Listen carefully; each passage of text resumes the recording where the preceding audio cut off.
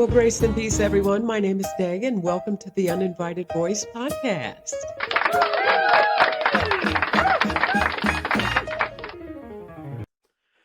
Well, good morning. We're going to talk about Donnie McClurkin and the fiasco that is going on with one Giuseppe Corletti, who has filed a motion in the courts in Nassau County claiming that when he was an attendee and armor bearer for Donnie McClurkin, that he was coerced into a sexual relationship and sexually abused.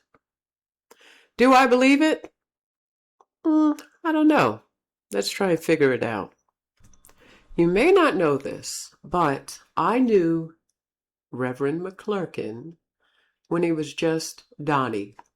I grew up in Hempstead, New York. My grandmother was a member of what was once called All Saints Temple and later King's Temple.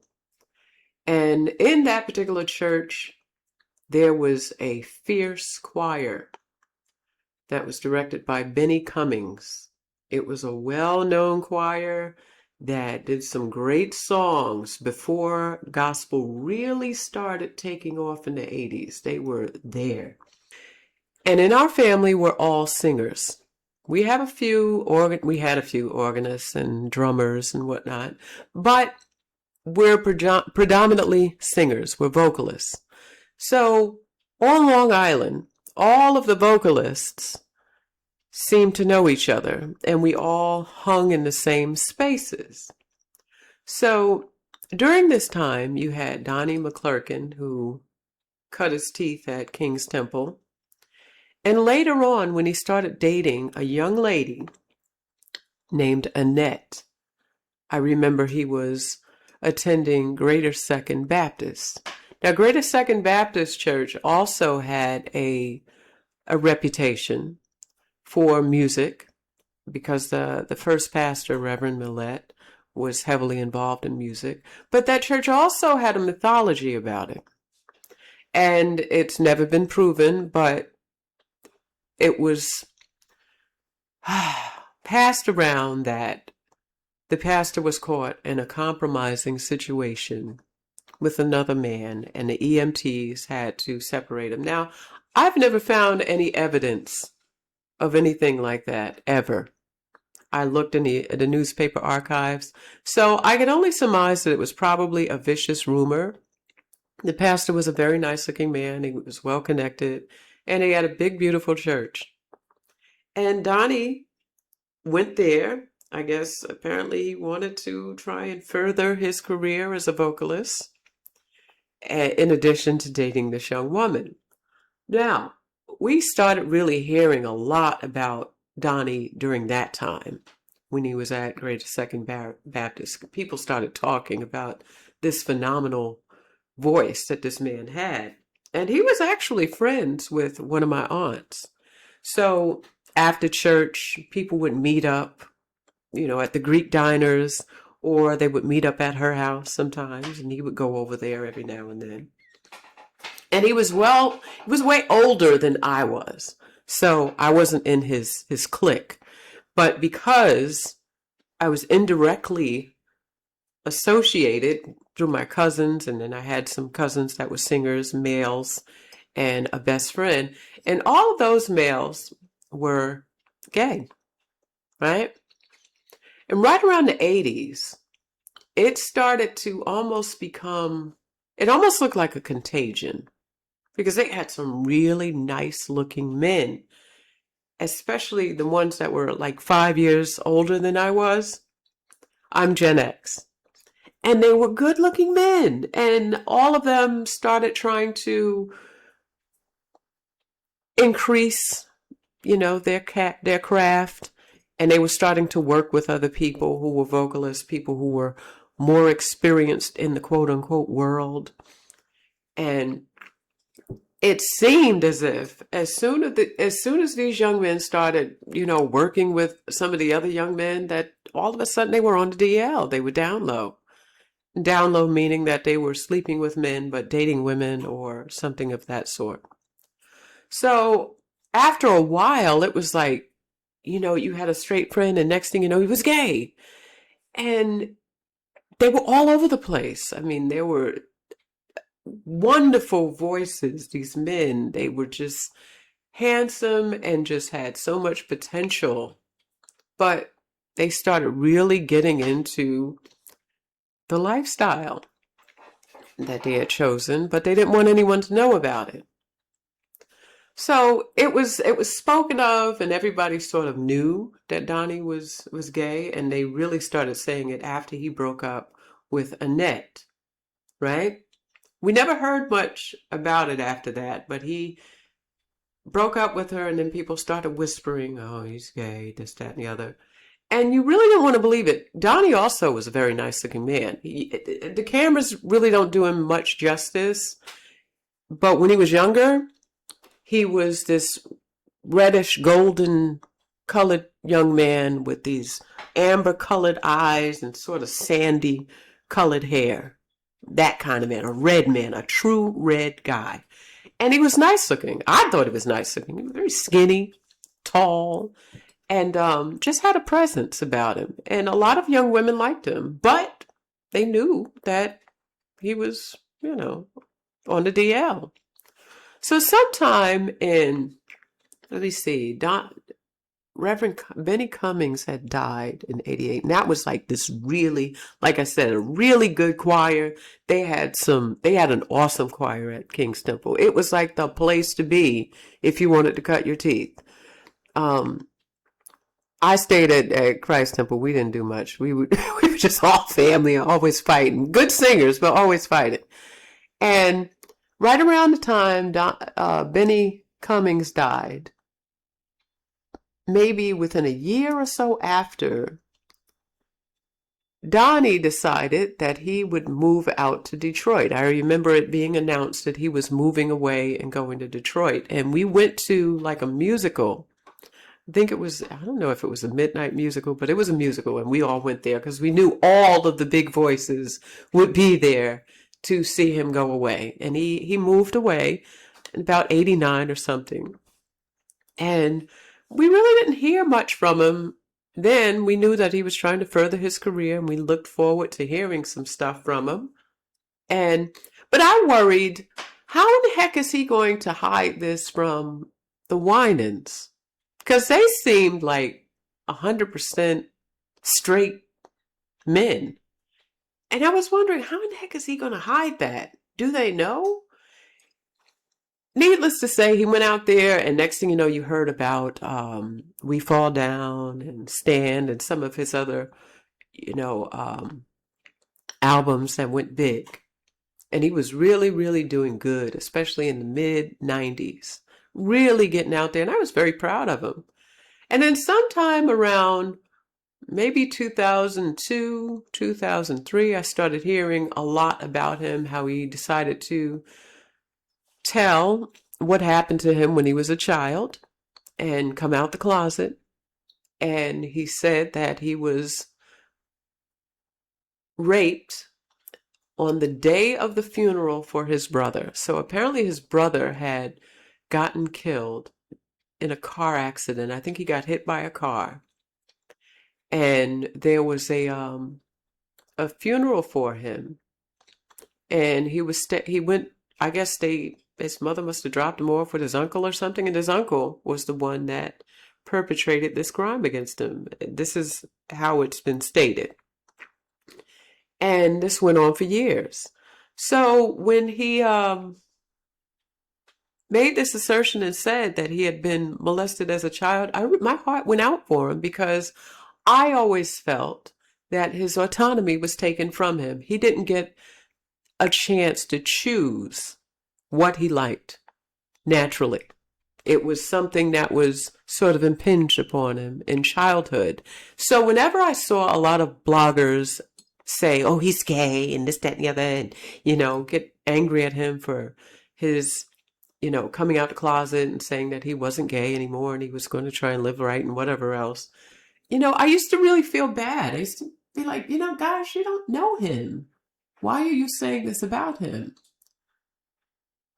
And I always defended him. But recently, with the latest allegations, I've had to think back, and it's given me pause on both ends. Now, apparently, this young man claimed that after he read his book, or probably heard his testimony sometime in the early 2000s, that he decided that he was going to go to his church, right? And this man is an outsider. Now, for those of you who don't know Hempstead, New York used to be a red line town, meaning that during the Great Migration, when most of the black folks coming from South Carolina and North Carolina, loads of North Carolina, lots of Carolinians, all came up during the Great Migration on the Greyhound and settled in Hempstead. And they were steered into Hempstead or Roosevelt. So those were the towns that were majority black. Uniondale was sort of half and half, but most of almost all of the Hempstead and all of Roosevelt was majority black. And with time, people started spreading out into places like Freeport and other places. So Donnie, when he decided to start his church, went back to Hempstead and started it there, Perfecting Church, down in Hempstead. Now it's about 49% Hispanic, maybe 51% black, because a lot of the black folks left when they started doing this mass impingement of illegals and unaccompanied minors that made it so bad that they had to get out because they bought an MS-13. So it was really bad, and a lot of black folks left and went back south. But there's still some people here. And the one thing about majority black churches, a lot of the Hispanics, many of them are Catholic. And of course, there's a few of them that are starting to become Pentecostal, and you see these, churches that pop up here and there. But they stay to themselves. They stay in their own lane. They stay in their church. We stay in ours. And so you don't really get a lot of crisscrossing. There are some people from like Panama, and like the black Latinos will, come in, and maybe a few people from Jamaica every now and then. But even the Jamaicans and the other people never really came into the black Pentecostal churches. They couldn't really get with the music. They clap on 1 and 3 instead of 2 and 4. And they would feel like outcasts, so they never really came. So to see this young man, Giuseppe Corletti, make his way and join a black church, a majority black church, and then become a personal assistant almost immediately, sort of made me wonder, like, why so fast? And how trusting of Donnie to let this man into his church and make him a personal assistant. I thought that was odd. And how odd of it for a gay man to suddenly just pop up into a majority black church that he knows nothing about and accept a job as a personal assistant. So when you look at them, it almost seems as if they're like a mirror image of each other. They both have a similar look to them, with the other guy being lighter. So I said, that's really interesting. So I'm just going to surmise that maybe Donnie had some kind of attraction to him. And this is why he just sort of brought him into the fold so quickly. So with this guy being the personal assistant, you know that they have access to computers, they have keys, and they have passwords to get into, the internet and use the email.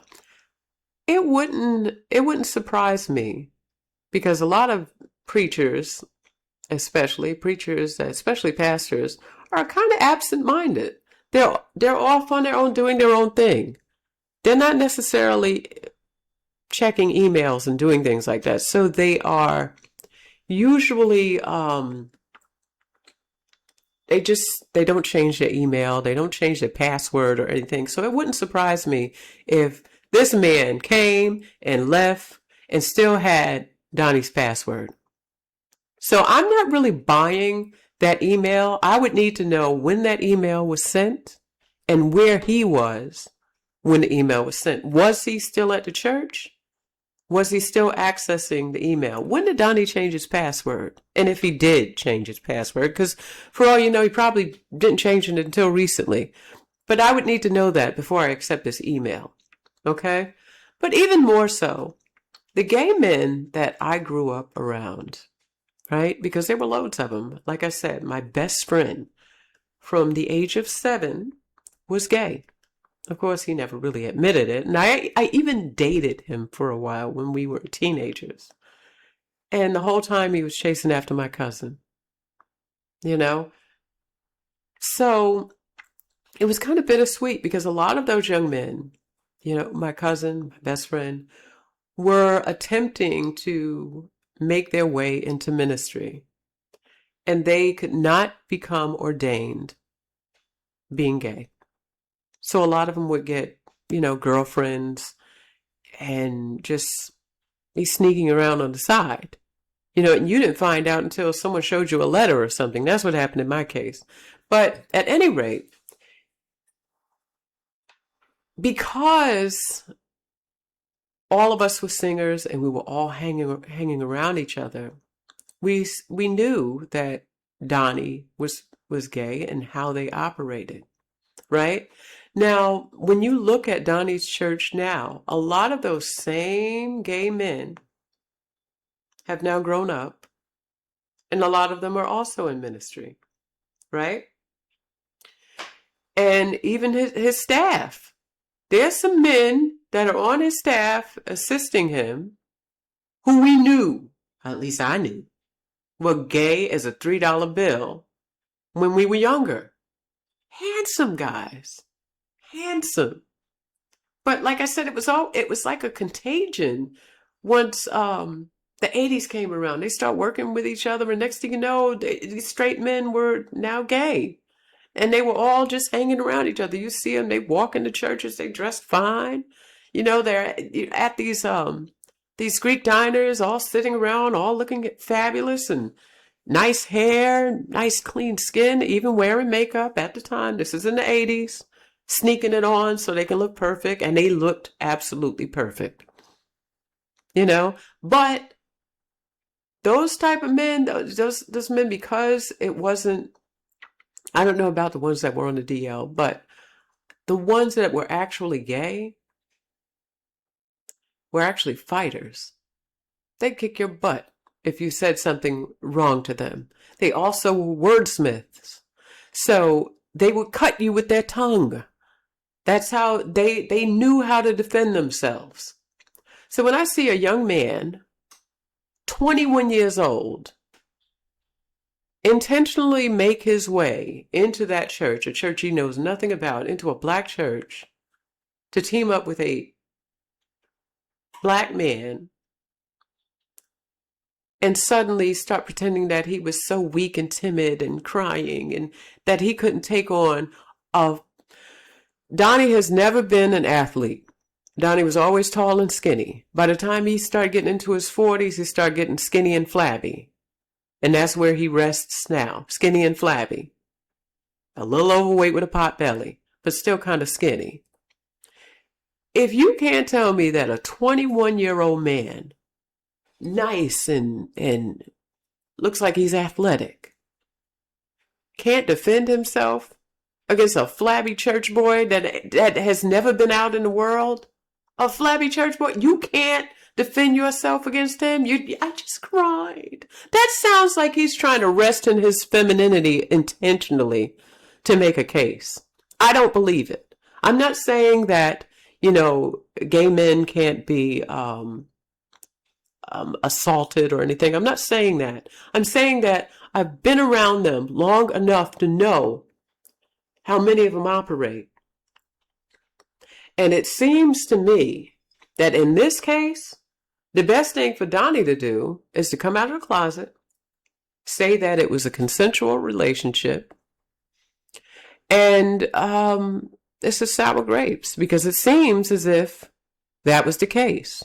It seems as if this was an off and on DL relationship.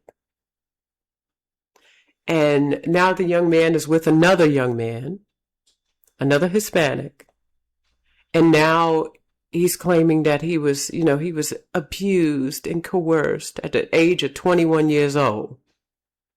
A spry, strong young man. How could you be coerced at 21 years old? You knew what you were doing. And then he went back into the situation, I believe in between 2010 and 12. He went back, moved away and went back into the same situation. See, I don't understand that. At the same time, like I said, I think they need to really look at the email. But with Donnie can pretend to be straight all he wants. He's even recently dated a young woman. And that went nowhere. I believe that given the circumstances, I'm not reflecting on his childhood. I did feel sorry for him during his childhood. But once you become an adult, you can change the trajectory. You might deal with some complex PTSD, and he probably does. He probably has complex PTSD and some depression mixed in, some major depressive disorder. So that can account for a lot. But at the same time, it doesn't account for your choices. And he's been on the DL for a long time. And it's been well known for a long time. And it's still alluded to, even though he says he's not. But when your staff, you still got gay men on your staff. Some of your ministers are gay. Some of his ministers have HIV from their time out in the world. All of those men, a lot of the people that are in that church now are the same men that were coming up in age when I was younger and running around. A lot of them. They were gay then, they're gay now. And a lot of them are unmarried, have remained unmarried. And they're not going to get married because they're gay. So the best thing for Donnie McClurkin to do is to come on out of the closet, admit to his failure, and then just go ahead and continue his church the way it is. It's damn near one of those gay affirming churches if you got everybody in the staff that's gay. They're gay, maybe celibate, but they're gay. Those are the same men. When I tell you, when I was growing up, it had gotten so bad, and it was all in the choirs, and it was all people working with this one and that one, and next thing you know, they go in straight, they come out gay, and it was all the young men, all nice-looking men, all over Hempstead, disproportionately nice-looking men. And a lot of those men, because they have been in the church so long, they can't do anything else. They can't be out in the world. It would be like taking a domesticated lion and putting him out in the savannas. They can't do it out there. So they have to stay in the church because that's all they know. They don't know anything else. So they're there. But at the same time, they have these proclivities. And they're still engaging in them and still pretending. And, if you have everything else going on, you have all of the, people just coming in, the thoughts coming in, people wearing dresses that look nude and all kinds of other stuff, they may as well just come out and be honest about it instead of lying to people. He's not going to change. He has not changed. I guarantee you that was probably a consensual relationship. And now this young man wants to get a little money for himself, him and his new partner, who's a psychologist. And I guarantee you that email, I don't think that email is real. Because it almost reads like, it doesn't sound like something that Donnie would have written. It almost reads like a younger man writing something for an older man. It's very self-depreciating. And given the fact that he was his personal assistant, he probably still had his password. And being how absent-minded pastors and preachers are, he probably never changed his password because he assumed that everybody was good and nobody would do such a thing. And just the sheer fact that Donnie would allow a foreigner, I don't want to sound xenophobic, but I know that a lot of people do not like the environment of black churches because a lot of people don't understand them and a lot of people really can't get with them. When you're standing in a church and you're from a foreign country and you're clapping on 1 and 3 and everybody else is doing this and you're sitting up there looking like you're catching flies, you're not going to feel comfortable there. And this is why a lot of people don't go there. They have rhythm differences. You know, they have funny voices and rhythm differences to the fact that they don't want to come into the church. So to see a young man like that coming into your church, you should have known. He should have picked up on it immediately, not bring him in and make him an armor bearer. What kind of crap is that if you're not interested in him? And I think he was interested in him. I think he fell for the same thing as a lot of black men. Oh, you know, he's exotic and he's light-skinned and he's got blue eyes and he's handsome. And, you know, thinking he would get away with it, I guess. Because people don't tell. This was a consensual relationship. I don't care what anybody says. I don't care what anybody says. There are so many of them. And a lot of them now, the same ones that were running around that the real pastors back in the day sat down. My granduncle was a pastor. And I remember with a few of my cousins who were singers, right? They started hanging around in a group and they're all trying to, you know, like I said, they're trying to further their career as singers and vocalists and get in there and, you know, people working with this one. Oh, I want to work with this one. And what they mean is I want to just, you know, engage in a relationship with that person. They weren't working with anything. They may have done some vocal work, but you knew their intentions. And at one point, I think it was 84, they were all starting to hang out at our church. I had some good looking cousins. They were nice looking. Right? And all of a sudden they start popping into our church. And my best friend who was pretending, you know, he wanted to be in ministry too. And he was younger. He was my age. But they were all coming in and, you know, acting very effeminate. And I remember one time there was this couple that came in. And it was my cousin, two of my cousins and these other women that they were married or dating. And I think it was Bible study or something. And my grandfather, I call him Grandpa sometimes because he practically raised me. I was always in his church and I was the faithful member, but he was my granduncle. But nonetheless, he looked down and he was like, oh, where's so-and-so? And he sent my best friend to go and look for them. So we're assuming, oh, maybe they're downstairs in the basement or maybe they're outside. Stevie went and looked down in the basement and he looked outside and he came back in and said, I can't find him. Later, those two guys came back up and my granddad raised an eyebrow and he's like, where were you two? It's like, oh, we were down in the basement. At any rate, that resulted in the whole choir being sat down. We had to read the hymnals. He brought out those Yes Lord hymnals, the ones that are selling for like $4,000 on eBay now. He brought out the Yes Lord hymnals and said, we won't have a choir anymore. We are just going to sing hymns. And that is how it went. And if he was alive today, I'm pretty sure his church would be attacked because he would say stuff. And a lot of preachers back in the day, the real ones, were like that. They spoke against that stuff. They spoke against promiscuity. They spoke against adultery, even though some of them engaged.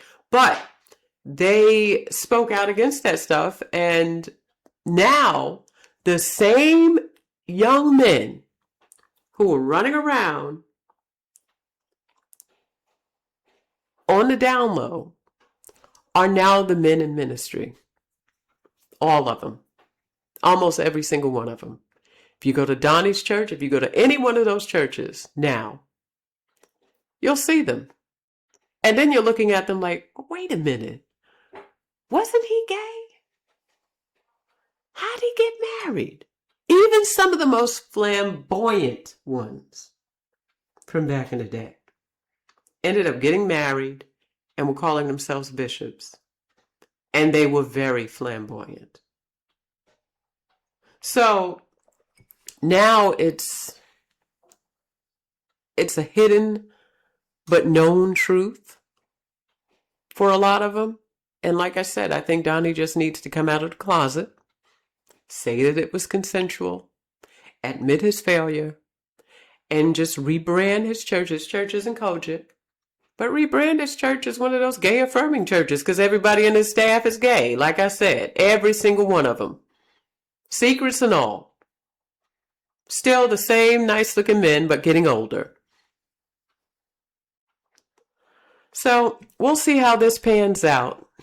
But I don't think any good will come out of it. I think eventually, if they do some forensics on that email, they may find out where it came from. But I kind of think that Donnie probably is absent-minded enough not to change his password. And that guy probably wrote that email and attached it, thinking it would be valid. And he probably won't even file or go forth with the suit. He's probably expecting a little bit of a payday.